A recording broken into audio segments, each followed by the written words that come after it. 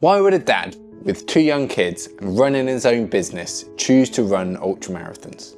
Good question. There are 6 reasons that I want to share with you. My hope is that you'll take something useful that nudges you towards your own ultra, whatever that may be. Let me tell you by showing you my most recent ultramarathon.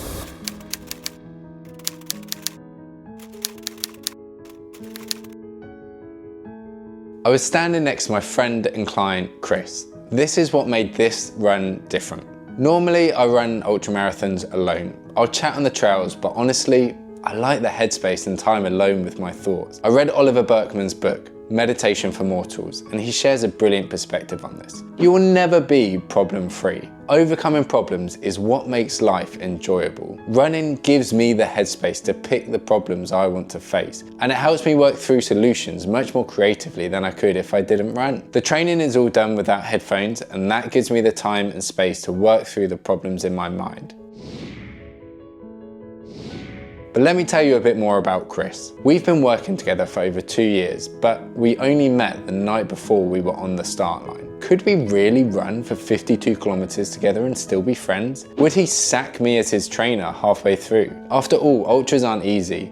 Few experiences offer a chance to test yourself in the same way. At some point, you uncover what your true values are, and if you're running with someone who's a dick, you're in trouble. I wasn't worried because we have similar values that are strengthened by challenging ourselves. We both value family above all else, as well as our health and excellence in what we do. The time spent running gives me clarity on what my values are and how I can live by them. Ultimately, that leads to a life where I'm clearer on what matters to me and where I need to put my time and attention. You might think, if family is your top value, Chris, why spend so much time training and running? After all, that time could be spent with our families. But that's a one-dimensional frame of mind. I was driving my 4-year-old to the beach and he piped up from the back seat. "Daddy, when I'm a teenager, can we run an ultramarathon together?" I had to hold back tears.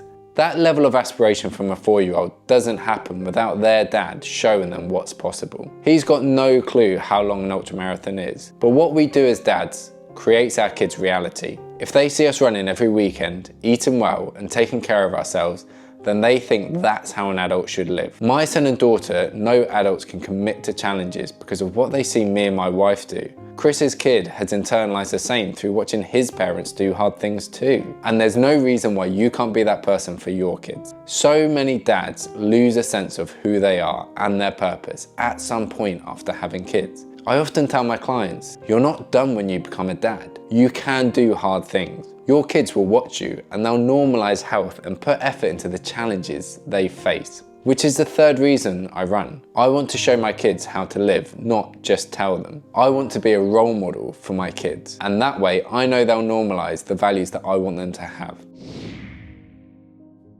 16k in, around this point here, it got tough. Rolling my ankle on loose stones, knocking my shins into rocks, and darkness crept into my mind. This happens at some point on most ultras, but if you know that's coming, you have a mental toolbox you can dig into to pull yourself out. My tricks are zooming in on the moment and focusing on my steps. I also told Chris I was in a bit of a hole, which helped instantly.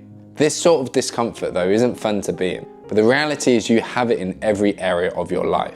In normal life, you might numb discomfort by scrolling or snacking. You don't even notice you're avoiding the hard feelings. But on a run, you've got nowhere to hide. You have to work through it. You have to be in the moment, one foot in front of the other. This isn't fun unless you can take a step back and start thinking about your thoughts. You see, your thoughts are like billboards. They make suggestions. They're not giving you facts. You decide whether you hold on to them or whether you let them go. By putting myself through this discomfort on purpose, I build my resilience. That way, when I'm struggling and it's not my choice, I have the self-belief that I can work through these problems. Have you ever felt like a superhero and your productivity is through the roof? That's capacity. One task done makes the next one easier. That's what the training and running the ultramarathons do for me on a macro scale. I have a bigger cup that I can pour from and help those who matter to me. I gain a sense of who I am and can be a better dad and husband at home. Climbing these hills means chasing my kids in the park is easy. Working through a mental hole 16 or 45 kilometers in makes handling a meltdown infinitely easier.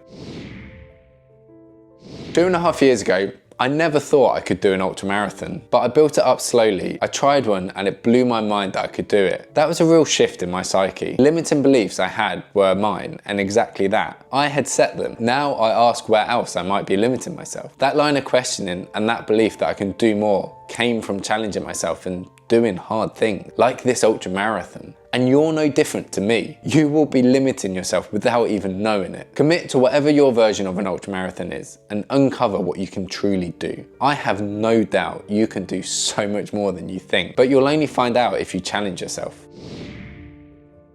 This journey is easy when you're with someone who shares the same values as you. If your top value is family and you want help mapping your own journey, whatever that is, if it's improving your health, losing body fat, or running an event, I can help, email me. But here's my latest one: 52 kilometers, 7 hours, 48 minutes, done.